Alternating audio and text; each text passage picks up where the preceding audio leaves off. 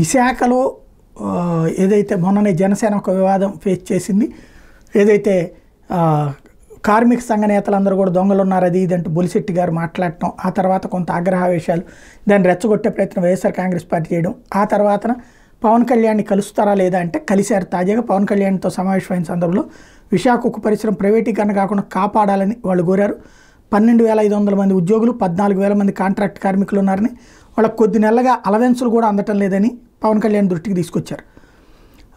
అలాగే public sector యూనిట్స్ని బతకాలని కోరుకుంటాను, నేను సహకార విధానంలో నిలబడాలని ఆకాంక్షిస్తాను, విశాఖ ఉక్కును ప్రైవేటీకరణ చేయాలని ప్రతిపాదన వచ్చినప్పుడు కేంద్ర ప్రభుత్వం దగ్గరికి వెళ్ళి మాట్లాడాను, అమిత్ షా గారిని కలిసి ఎన్ని త్యాగాలు పోరాటాల ఫలితంగా ఈ పరిశ్రమ వచ్చిందో చెప్పాను, విశాఖ స్టీల్ ప్లాంట్ దగ్గర సభ నిర్వహించి ఉద్యోగ కార్మిక సంఘాలతో అన్నీ ఒక తాటి మీదకి వచ్చి అఖిల పక్షంతో కేంద్రం దగ్గరికి వెళ్ళి విజ్ఞాపన ఇద్దామని చెప్తే ఎవరు ముందుకు రాలేదు. ఆ రోజే అందరూ కలిసి వచ్చి ఉంటే ఇప్పుడు ఇంత ఆందోళన చెందాల్సి ఉండేది కాదు. ప్రస్తుతం మీ ఆందోళన కేంద్ర ప్రభుత్వానికి తెలియజేస్తాం.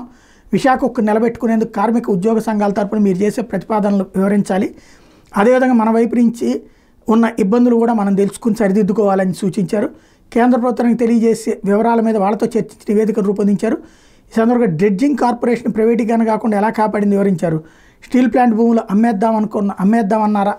ఈ సందర్భంలో చర్చలో పవన్ కళ్యాణ్ గారు కార్మిక సంఘాలు, ఉద్యోగ సంఘాల నేతలతో మాట్లాడుతూ నాటి ముఖ్యమంత్రి విశాఖ స్టీల్ ప్లాంట్ భూములు అమ్మేద్దామని ప్రయత్నిస్తే మీ ముందు ప్రతిపాదించిన మాట నిజమేనా అని అడిగారు. ఆ ప్రతిపాదన వాస్తవమేనని ఆ సందర్భంగా నాయకులు చెప్పారన్నటువంటి చెప్పుకొచ్చారు.